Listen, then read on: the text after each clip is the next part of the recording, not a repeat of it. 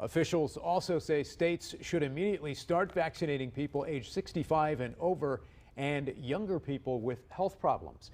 Just last week, Indiana opened up vaccinations to Hoosiers 80 and older. The state health department does plan to continue focusing on them for the time being. That's right. Most of the Hoosiers who have died from the virus are in that particular age group. Tonight, Fox 59's Mike Sullivan shows us some of the changes coming with the new national guidance.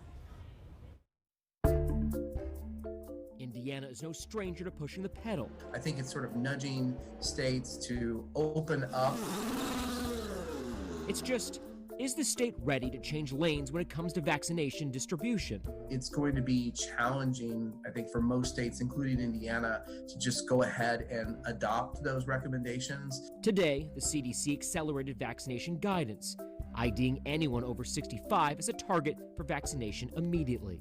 I would expect probably Indiana to continue generally following its plan. Which is exactly what the state health department says they will do. With all 520,000 doses of the vaccine already spoken for, they will continue vaccinating Hoosiers older than 80, as well as long-term care residents and frontline workers.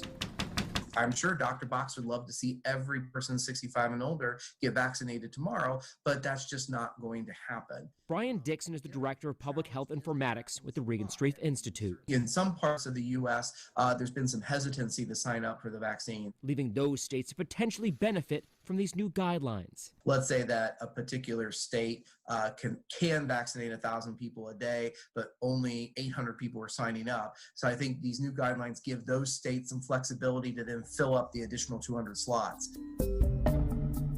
Operation Warp Speed is calling an audible, signaling for millions of reserve doses to be released as well, even if they're being saved for secondary booster shots. The efficacy of just a single dose is not nearly as great as with 2 doses. Yet Dixon believes even a week or two late on the booster, they could get it a little bit later and still be, protected. In Indianapolis, I'm Mike Sullivan, Fox 59 News. Now, Dixon believes Indiana could have a pretty difficult time finding the infrastructure to ramp up right now. He says a vast majority of students and other health workers have already been activated to administer vaccinations. There is also a struggle to find locations.